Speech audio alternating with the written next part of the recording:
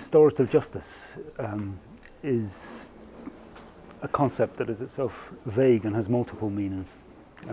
And I'll take you through, I think, what some of the main meanings are, and then try to think about how they relate to each other, but also why people can't seem to disagree upon those, and why that disagreement is itself important. For some people, restorative justice is essentially a process. It's a process that brings victims and offenders, or perpetrators and their victims, and sometimes other members of the community together to discuss a crime or another instance of troublesome behaviour or a harmful event, and they talk about what happened, who was harmed by what happened, and what can be done to put things right. Okay? We might call that the process conception or the encounter conception, because the essence of it is that people are coming together to meet the people who have a direct stake in the situation, rather than professionals coming along and dominating the decision-making process.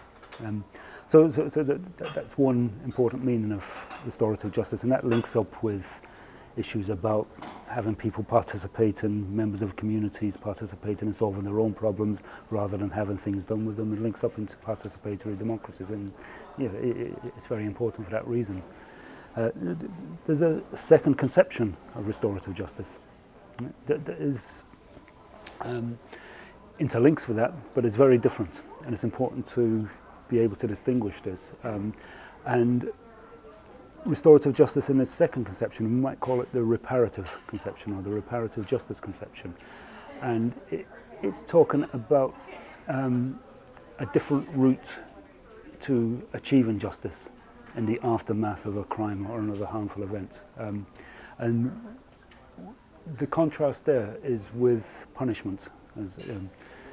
Normally, after a crime, we think that in order to achieve justice, the perpetrator must be punished, that people must get their just deserts. That just deserts is at the heart of what punishment is.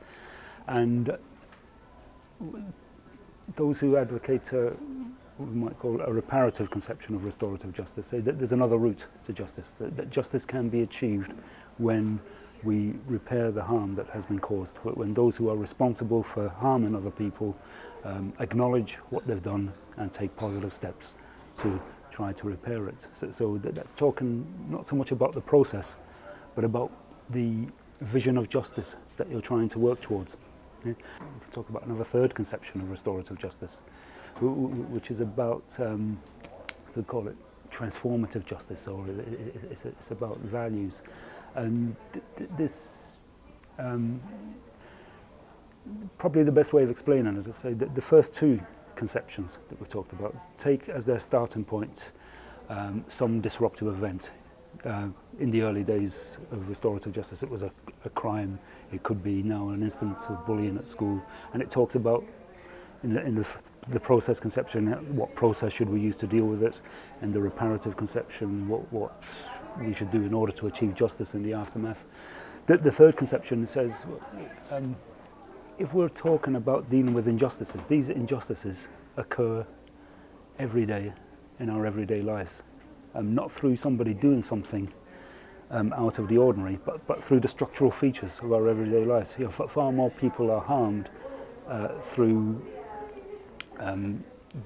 simply by the way we live in quite legitimate ways, according to the positive scheme of law, than they are by criminal behaviour.